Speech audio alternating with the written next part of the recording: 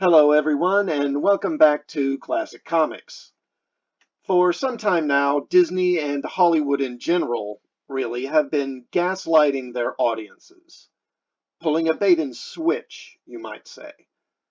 The standard tactic is to present the audience with a film or series that features a popular male character from the comics or fantasy or sci-fi. Of course, we can't have that in modern-day Hollywood, so the male hero is surrounded by female characters for, inclusion. But when the show is finally released, it quickly becomes clear that the male character was just used to get you in the theater or to sign up for the streaming service. And while he may be the title character, it's the female characters around him that are actually driving the plot, calling the shots, and making most of the decisions, while the male hero is depicted as ineffective or just kind of dumb. Thor Love and Thunder, Doctor Strange, and Moon Knight are just some of the most recent examples.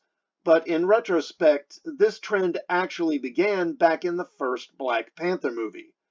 T'Challa gets wounded and seems to have died. Then in the second act, his mother, sister, and love interest spend much of the middle of the film driving the plot while T'Challa is out of action. Now, he does come back to fight Killmonger in the third act, but the female characters around him are on screen just as much, if not more, than he is, and I have no doubt that we would have gotten more of the same in Black Panther 2 if Chadwick Boseman hadn't died.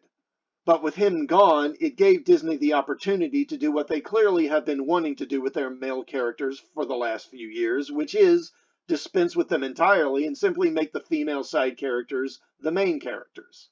This review will have some spoilers, so if you want to watch the film first, then you may want to come back and watch this video later. The film begins with Wakanda mourning the death of T'Challa. Then the Queen goes to the UN, who wants Wakanda to start making vibranium available to other countries. But Wakanda refuses to. And it seems that some countries have actually been attacking Wakandan facilities in order to take vibranium by force. What the Wakandans don't know is that the US has a vibranium detector that finds a large vibranium deposit at the bottom of the ocean, and they attempt to drill into the ocean floor to access it. But the ocean platform is attacked by mysterious blue-skinned people who kill the crew and take the detector. The US government thinks that the Wakandans are behind the attack and are considering taking action against them. Then Wakanda is visited by Nah-Mooorr the Submariner. But in this movie, he's not Namor, he's Nah-Mooorr. They're the descendants of the people who inhabited Atlantis when it sank beneath the sea thousands of years ago. But this isn't Namor, this is Nah-Mooorr. And his people aren't Atlanteans. In this Disney Marvel version, Nah-Mooorr's people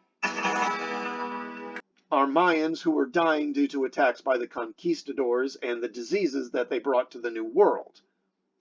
Their shaman prayed to one of their gods, I forget which one, and receives a vision which leads him into a cavern where he finds a strange blue plant. He uses this to make a potion which turns them blue and makes them into an aquatic race. In the Marvel Comics, Namor is the son of a human man and an Atlantean woman. The Marvel Atlantis is similar to the one that you saw in Aquaman. Nah-Mooorr hadn't been born yet, as his mother was pregnant with him when they took the potion.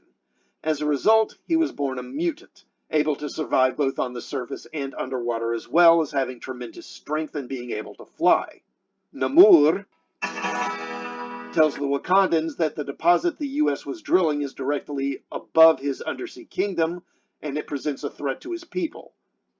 He blames Wakanda, reasoning that if the Wakandans hadn't revealed the true nature of their country and their vibranium resources, the other nations wouldn't then be scouring the world to find vibranium of their own.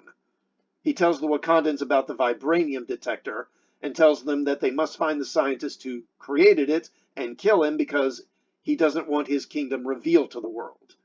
He tells them that if they don't do this, he will attack Wakanda. T'Challa's sister Shuri and Okoye, one of the Dora Milaje, the royal guard of the Wakandans, go to America and find the inventor.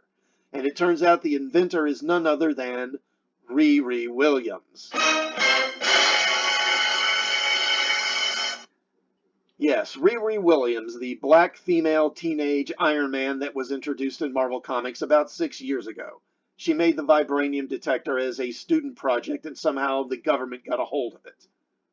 The Feds show up to catch them all, and then the Atlanteans show up and they kidnap both Shuri and Riri and take them to the undersea kingdom of Talokan.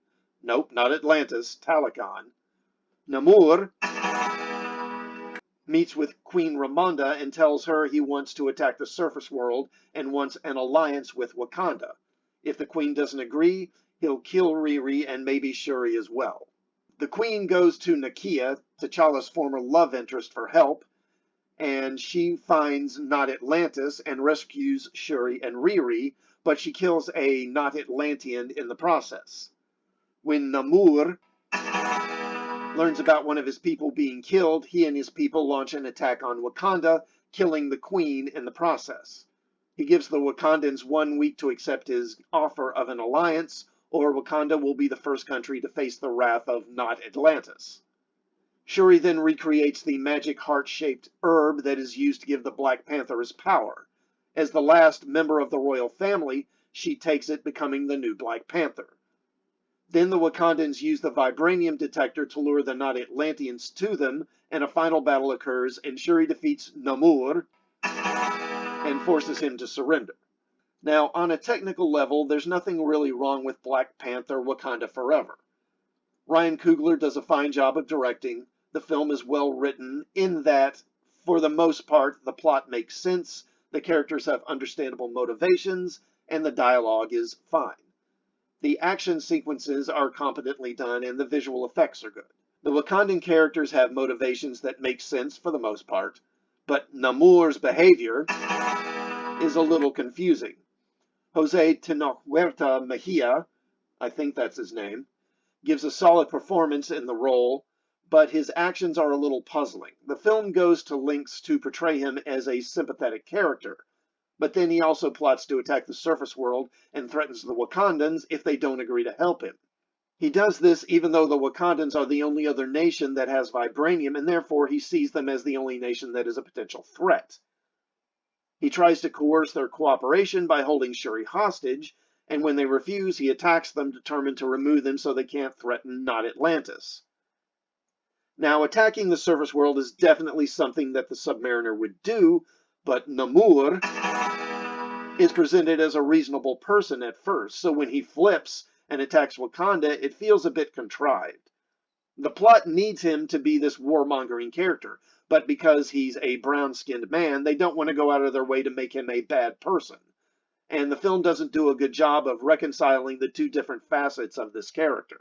This is a movie that I think the average moviegoer will probably enjoy, but it's going to drive Marvel comic fans like myself up the wall due to all the changes they've made to the Marvel characters. It's a movie about Black Panther fighting Submariner, but the Submariner and Black Panther aren't really even in this movie. To be fair, they had no real choice with Chadwick Boseman being dead, but this isn't really the Submariner we're being shown here. This feels like a what-if version of Namor. At times, it feels like Ryan Coogler is trolling the audience. When Nah-Mooorr first arrives in Wakanda, they're like, how did he get inside of our border without us detecting him? And I was thinking, is like this supposed to be a joke? This is also the most blatantly feminist Marvel movie yet. Aside from Nah-Mooorr, there is no male character in this film who does anything meaningful or who has any agency, except for Martin Freeman, who returns as Everett Ross. But all he does is relay some information, and he's barely even in the film. It feels like he was only included because he was signed up for multiple movies, and they had some contractual obligation to put him in it. And honestly, this movie's just too long. It's 2 hours and 40 minutes, and it's one of those movies that has multiple endings. You think it's ending, then there's more. Then you think it's ending, then there's more. And then the mid-credit scene is another ending on top of that. And by the way, there is no after-credit sequence, so you don't need to stick around because there's nothing after the end credits anyway. In summary, this is a film that leans hard into intersectional feminism. It's certainly a well-made film in a technical sense, but there's no energy to it. It feels kind of dull, and with the agenda that's on full display, you can guess how the movie's going to play out. You know that the female characters are going to win. There's never a doubt. because with the MCU, females are never going to lose to a male opponent. For example, at one point, Martin Freeman has a Wakandan communications device, and he's trying to keep it hidden from Julia Louis-Dreyfus because, yeah, she's in this movie too for some reason. Then he gets a call from Wakanda and is successful in keeping it hidden from her. I was surprised, thinking there's no way a man's going to be able to trick a woman in an MCU film. But he does, and she doesn't find the communicator. But then later in the movie, it turns out that she knew about the communicator all along, and she actually set him up to find it, knowing that he would take it, and she's been surveilling his communications with Wakanda all along, and then she has him arrested for treason. Take that, patriarchy! Anyway, that's my review of Black Panther: Wakanda Forever. Let me know what you thought of the movie and of this review in the comments. And please like, share, and subscribe, and hit the bell for notifications. And I will see you all next time. Thanks for watching.